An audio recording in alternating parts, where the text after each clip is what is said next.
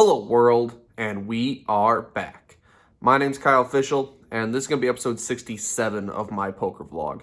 And today I'm going to cover a session that occurred at Orange City Racing Card Club. It was our January 1-3 meetup game, and I have quite a bit of hands to go over, so we're going to get right into them.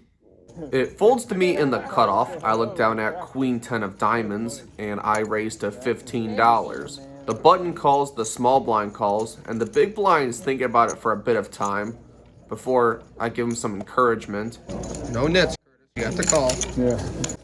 And he decides to call as well. So we're going 4 ways to a flop of ace, 9, 4, 2 diamonds. When it checks to me, I should have all the aces. So it's an easy c-bet spot. And even if I get called, I have my flush draw to give me the best hand if some weak aces decide they're going to call. So I bet $30. Well, the big blind decides he's going to raise to 90.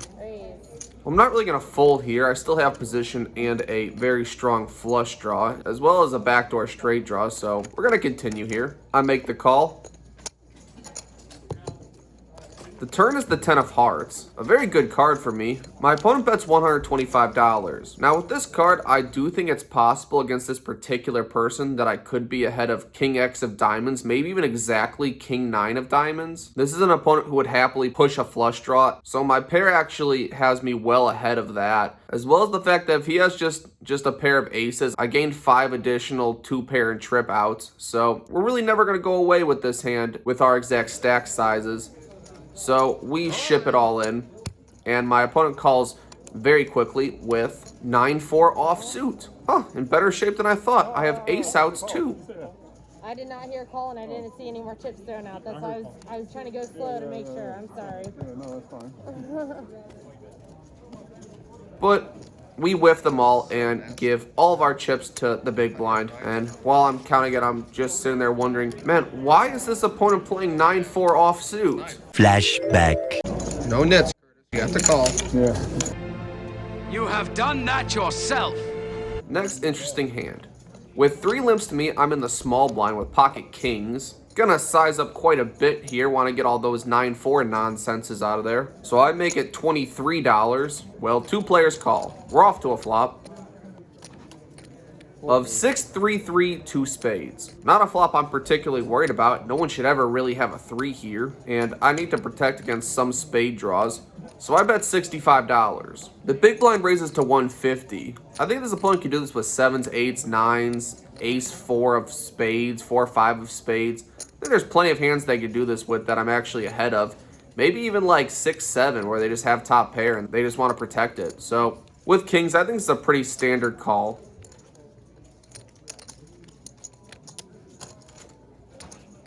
When the turn is the 8 of spades, I check to the big blind, and my opponent bets exactly $150 again. When he does this twice, I really believe he has a 3, like I just do, and that the spades slowed him down. So with me believing my spade outs are live as well as 2 kings, I truly believe that I'm going to get a full double up if I can spike one of my cards with my implied odds. So I think I'm priced in here to continue. So I call again, and the river is the 9 of diamonds. It quickly goes check, check, and my opponent has ace 3 of hearts. So yeah, not going too good so far. Not sure calling a 8 times the big blind raise from the big blind is optimal with that hand, but you know, he wins my money, so what do I know? Next interesting hand. There's an under the gun straddle, 2 limps to me, and I'm on the button with king queen offsuit. I raise to $40. Well, all 3 limpers call because no one folds in Florida, even at a 1-3 game. And the flop is ace 10-3 2 diamonds. When it checks to me, I think it's a pretty standard check spot. I think plenty of weak aces will limp call and then just call down, especially at these tables. There's no reason to bluff because I don't really think an ace is ever folding. And if I get check raised, I pretty much have to fold here. So I think it's a pretty standard check spot. When the turn is the 4 of diamonds, and it checks to me a second time. When the whole board checks twice, I think it's very unlikely someone has an ace. I could and do sometimes check top pair, top kicker for pot control. So I actually could still have an ace. Maybe everyone has nothing, has just given up on this hand. So I bet $65. Only a middle position player calls, so we are heads up to a river card. Heads up.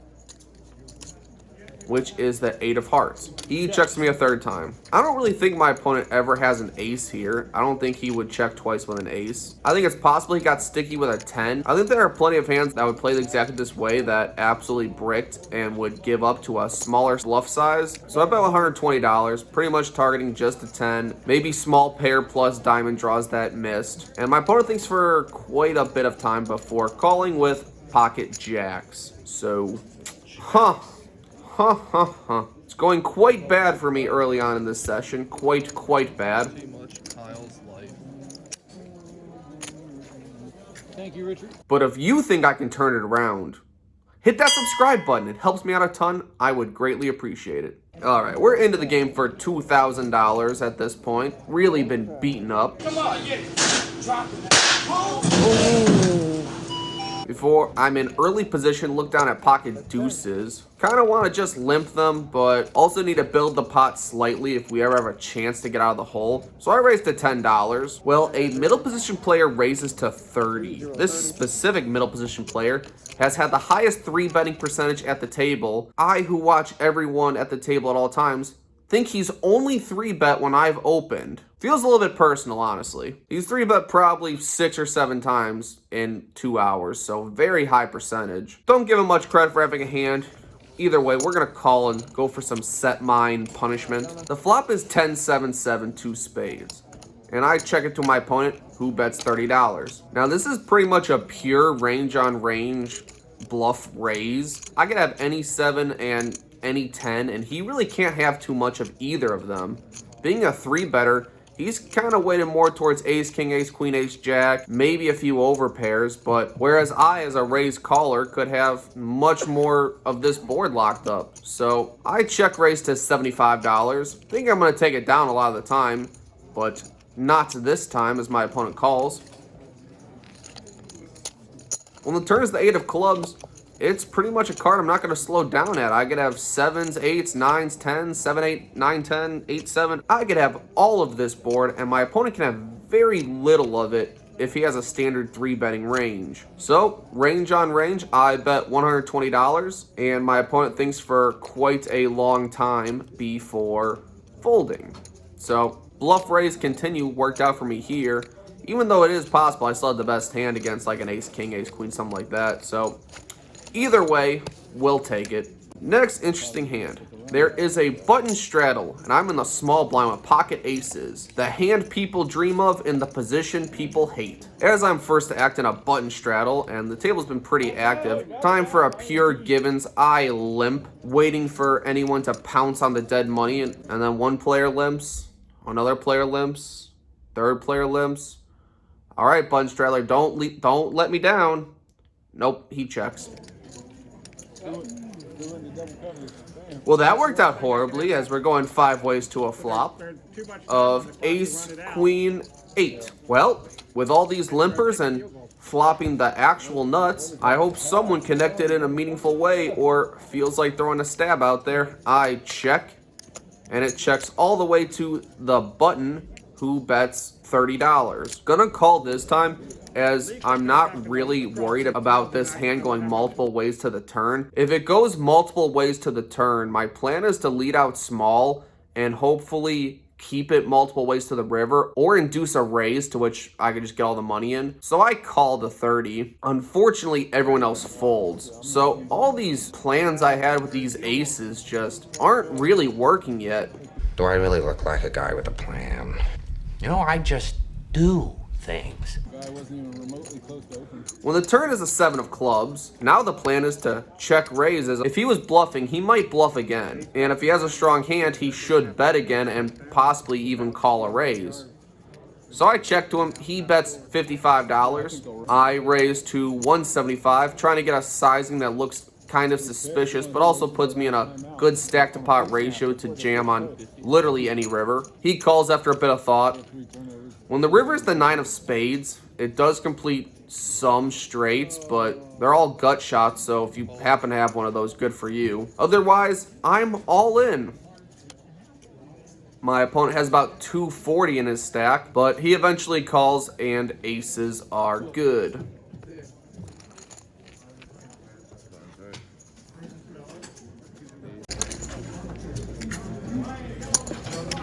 40. All right, back in good for another minute. Next interesting hand. There is an under the gun straddle. A middle position player raises to 25.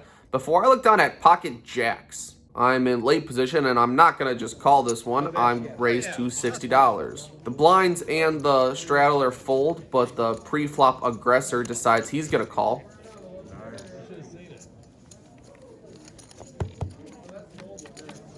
And the flop is Jack 10-10, flopping a full house. I would normally check when I have the entire board locked up. When the board is this high, I think I get paid off by some flush draws as well as some, like ace, king, ace, queen might even call one smaller sized bet as their gut shot, and 2 overs might make them feel compelled to stay. So I down bet to $40. My opponent calls pretty quickly. When the turn is the ace of spades, I actually think that's quite an action killer. I feel like my opponent could be afraid of a spade draw, and I feel like if he has ace X, he's not like super excited about this card. So I think a bigger size bet gives an ace X the opportunity to get away from it if they floated and then got there. So we'll go for the same standard size, a little bit milky. We bet $40 again, and the opponent calls again. When the turn is the 6 of diamonds and it checks to me, now's the time to go for the value we need with our full house. We bet 210. I bet quite big because any flush should pay me off. Any random straight should pay me off. A 10 should be able to pay this off, although I expect a 10 to have raised at some point in this hand. And if my opponent has just a random ace, I mean,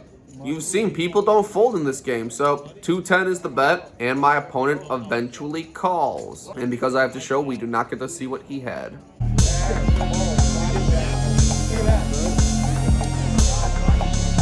Good hand. Good hand.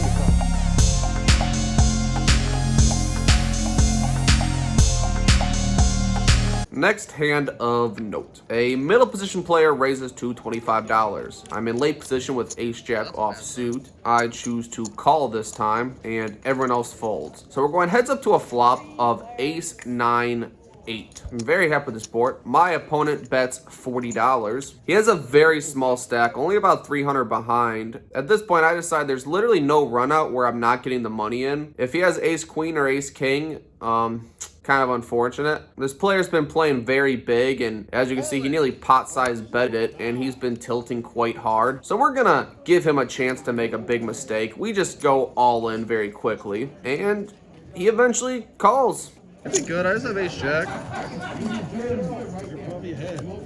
Runout doesn't change a whole lot, and my opponent mucks his cards when he sees ace jack. So that's a good way to help us get closer to even. Final hand of note. With 3 limps to me, I'm in the button. I button straddled. Yes, we do 1, 3, 10 here, so it's a $10 straddle. I raise to $65. Well, as you can already expect, all 3 players called, you know, playing a big pot. Flop is queen 10-5. Rainbow. When it checks to me, as any player could have a random queen or a random 10 and not really expecting them to fold all too often, we'll take a free card and see what develops. When the turn is the 5 of diamonds and it checks to me a second time, well, when the whole board checks to you twice, usually they don't have anything, and even if they did, I'll take my gut shot and my flush to the river and hope I improve. So I bet $120, and this time it does get through. Everyone folds, and we win a good sized pot to end the night. We leave shortly after that, into the game for $2,000, out of the game for $25.41. We were there a long time because we had to get back to even because we're that guy. So we're there for 14 hours, which equates to $38 an hour, or 13 $3 big blinds an hour. If you watched all the way to this point, thank you. I greatly appreciate it, and there will be more to come next week.